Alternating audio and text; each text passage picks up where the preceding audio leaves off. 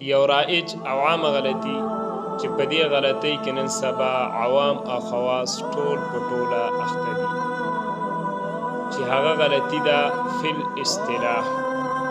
نو یو منټ لپاره تاسو ویډیو ودروئ چې دا فی الاصطلاح تاسو هم همدغه شان استعمالوئ، همدغه شان یې وایئ.